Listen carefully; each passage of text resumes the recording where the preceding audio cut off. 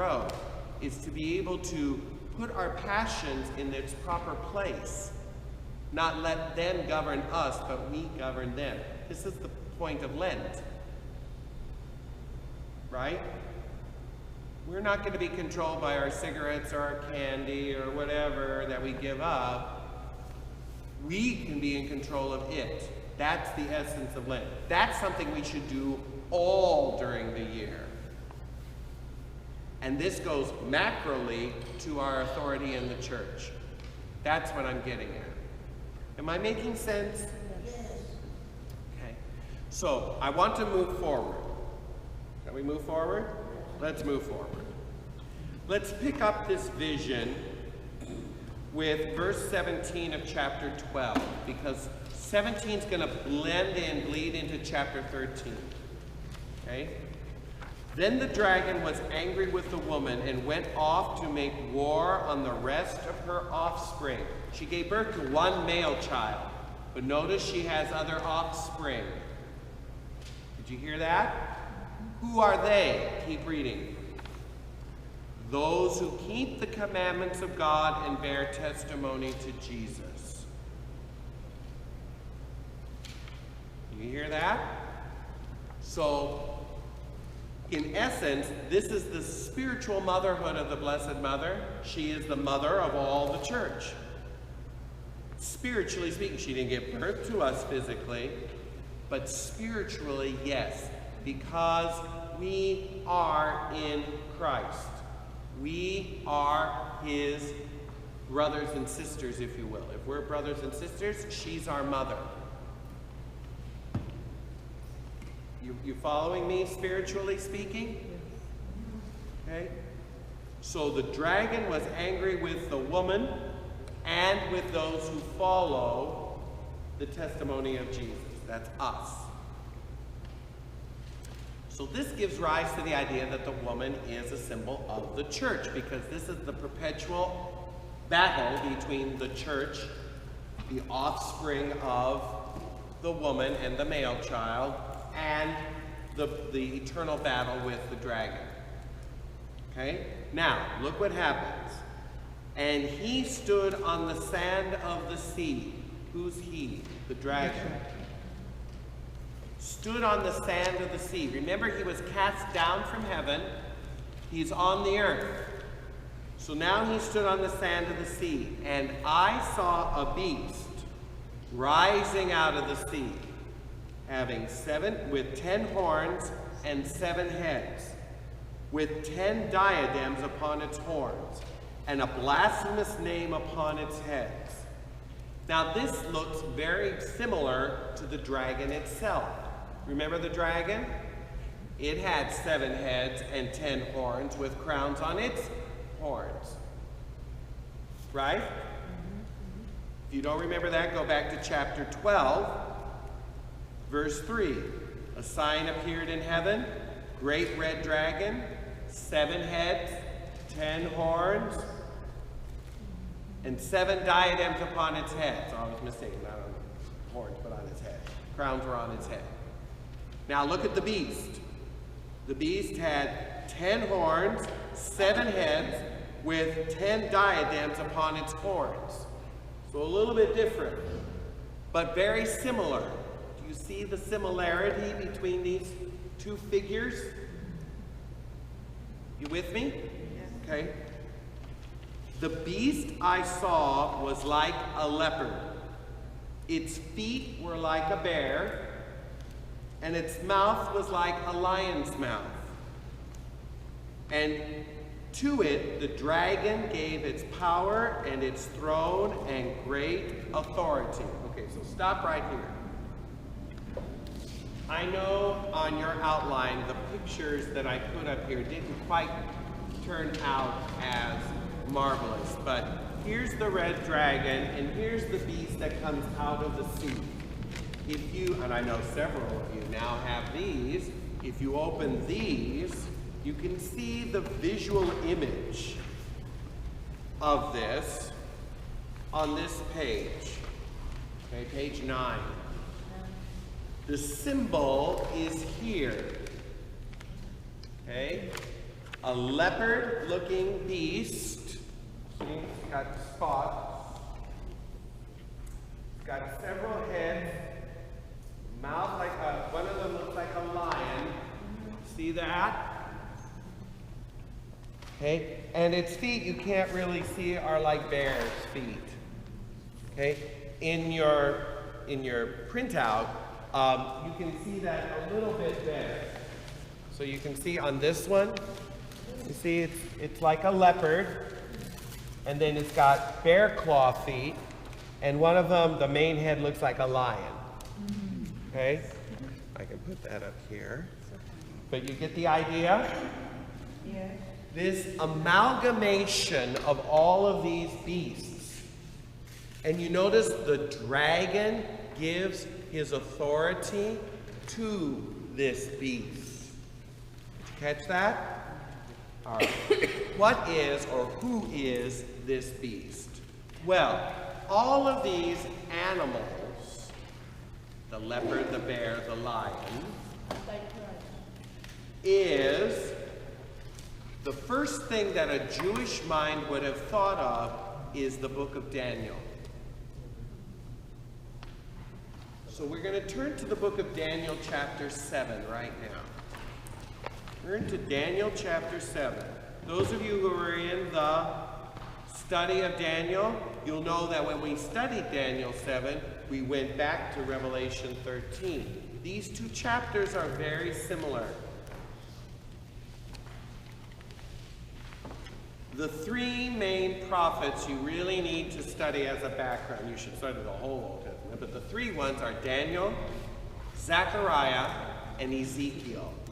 These will give you the most Old Testament background to better understanding the book of Revelation, because there's so much symbolism that it pulls from. And we've already been through the book of Ezekiel several times.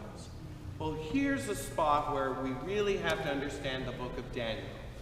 So if you read Daniel 7, all of it, the whole chapter, I'm going to make some highlights. What page? Page 744 in the Old Testament. Chapter 7, verse 1. In the first year of Belshazzar, king of Babylon, Daniel had a dream. And what does he dream? Verse 2. I saw in my night, and behold, the four winds were stirred by a great sea. There's the sea again. Didn't we see the sea in Revelation 13? Yes. There's a connection here. What does the sea represent? The ocean. What does that represent? We'll get to it.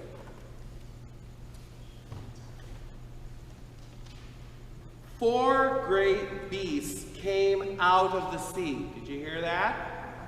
So Daniel's having this vision. And what does he see? The ocean. And what does he see coming out of the ocean? Four beasts. Four animals. The first looked like a lion.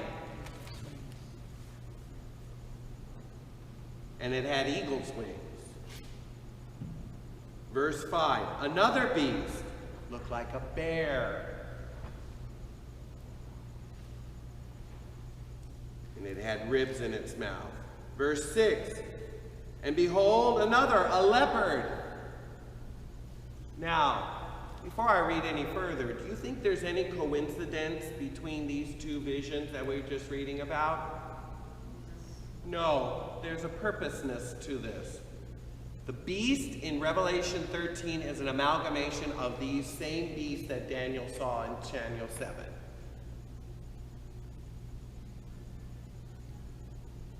Verse 7, Daniel 7.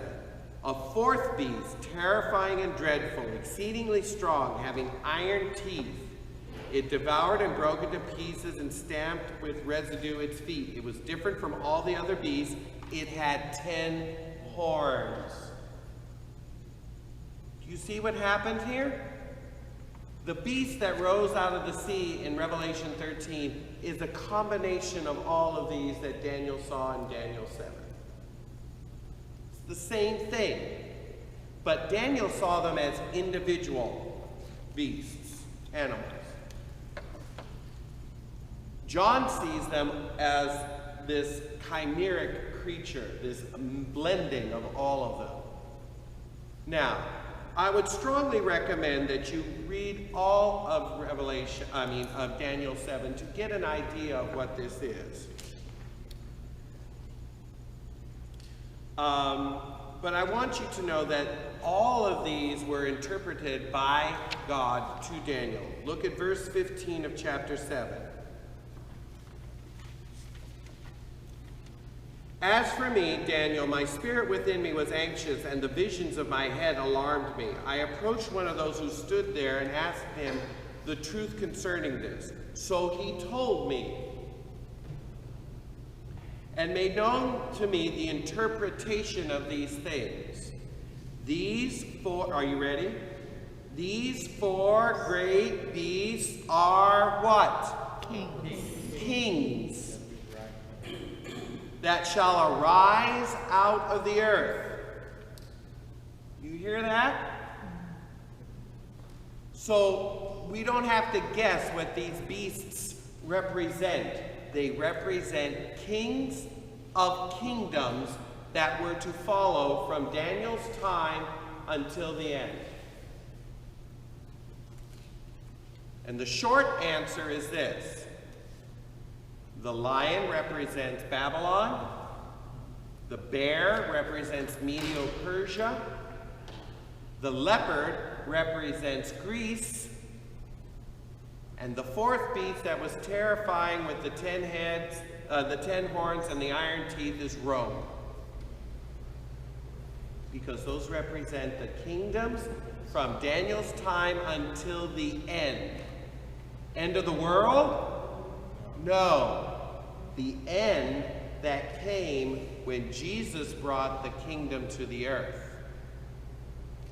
It was during the Roman Empire that Jesus changed the world by bringing the kingdom of God on the earth. And that forever changed everything. That was the beginning of the end. What did we read in Hebrews? We're in the last days. And when did it start? When Jesus came. You see that? Are you following me? Yes. So when we go to Revelation 13, let's go to Revelation 13. And we read about this beast rising out of the sea with 7 heads and 10 horns, crowns on its head, and it looks like a lion and a leopard and a bear. What is this thing? It's a king of a kingdom. And he is the, if you will, the best of the worst. The best of the worst, yes. Because each of those kingdoms that Daniel saw, Babylon, Medo-Persia, Greece, Rome, right? Were all led by individual men, some of whom were terrible, to the people of God. So this amalgamation, this king is going to be like the best of the worst of all of them combined. That's why it's one beast that's an amalgamation of it all. It's like Medo-Persia, Babylon, Greece, Rome, all in one. The short answer is this. The beast represents one person at the end of time that we call the Antichrist. Okay? Who will rule the world in the same way that Nebuchadnezzar ruled Babylon, Darius ruled Medo-Persia, Alexander the Great ruled Greece, and the Caesars ruled Rome. Do you understand? You get what I'm saying? This one person is going to be like all of that in one. Okay?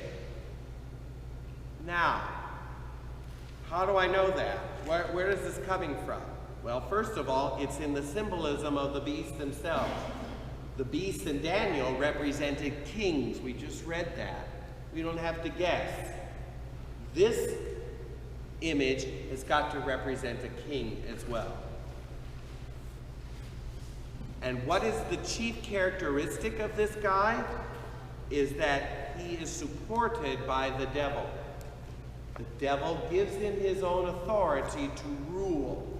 Did you read that? Let's read it again. Revelation 13. Verse 2. And to it, the beast, the dragon, who's the dragon? The devil, gave his power and his throne and great authority. Did you hear that? So we know that this Antichrist figure is a ruler, and his power to rule and his authority comes from the devil. Okay? Now keep reading. One of its heads seems to have been mortally wounded, but its mortal wound was healed, and the whole earth followed the beast with wonder. Verse 4, men worshipped the dragon. Did you hear that? Worshipped the dragon, for he had given his authority to the beast. And they worshipped the beast, saying, who is like the beast, and who can fight against it?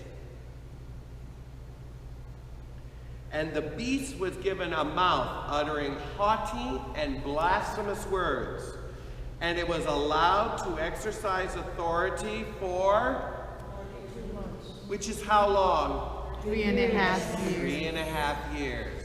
This is why we call him the Antichrist, because who also ministered for 3.5 years? Jesus. Jesus. He's given, if you will, the same time. You with me? In mockery, in mimic of Jesus. Okay.